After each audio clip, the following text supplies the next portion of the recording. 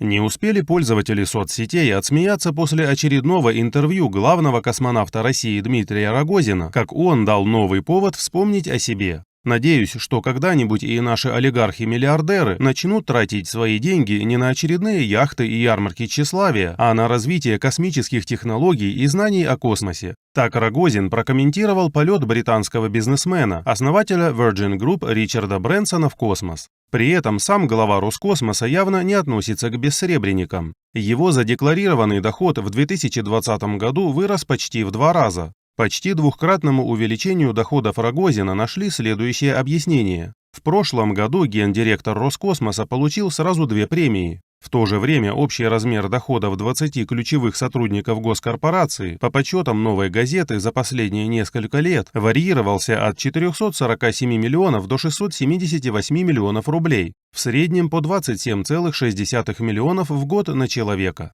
Таким образом, по уровню доходов топ-менеджмента космической отрасли Россия является одним из мировых лидеров, чего нельзя сказать о российской космонавтике в целом. Так, несмотря на впечатляющий размер премии руководства Роскосмоса, ситуация в российской космической отрасли становится плачевнее год от года. Популярный телеграм-канал «Кремлевский мамковед» перечисляет все последние успехи российской космонавтики с тем, чтобы ни у кого не возникало иллюзий. Первое. 15 июля российский сегмент МКС должен пополнить многофункциональный лабораторный модуль «Наука», только базируется он в старом советском модуле транспортного корабля снабжения ТКС, проект которого появился в 1969 году, а летно-конструкторские испытания проводились в 1975 году. Строится «Наука» с 1996 года. Впервые должна была быть отправлена в космос в 2017 году, а неспособность повторить конструкцию советских топливных баков привела к невозможности дозаправки.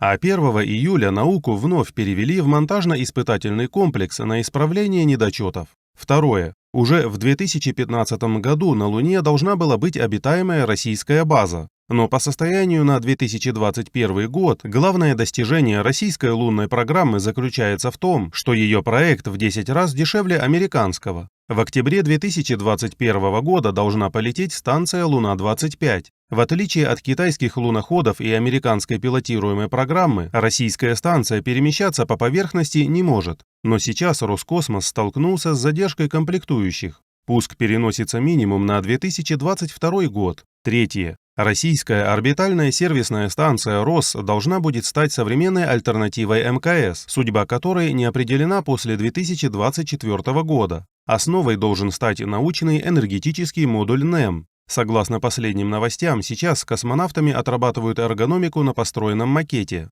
Но то же самое заявлялось и в 2018 году. Прогресса за последние 3 года нет. А согласно заявлениям от 1 июля 2021 года, РОС может использовать старые модули от МКС и располагаться на полярной орбите, и иметь наклонение в 60 градусов, что близко к орбите МКС. То есть в новой концепции РОС это остатки МКС с добавлением НЭМ. Четвертое. Даже созданный Роскосмосом канал «Первый космический» занимается популяризацией американской космонавтики, транслируя американские научно-познавательные и художественные фильмы о космосе и людях. И пятое. За последние 3-4 года Россия практически полностью потеряла свою долю на мировом космическом рынке, а это около $1 миллиарда в год. На мировом рынке космической экономики Роскосмос занимает не более 1,5%. Это несравнимо по объему с тем, что было 10 лет назад. Однако госкорпорации в 2021 году выделят 154 миллиарда рублей, в следующие 2 года еще 151 миллиард рублей. Дмитрию Рогозину и его команде есть где разгуляться, ну а на российской космонавтике, похоже, можно ставить крест.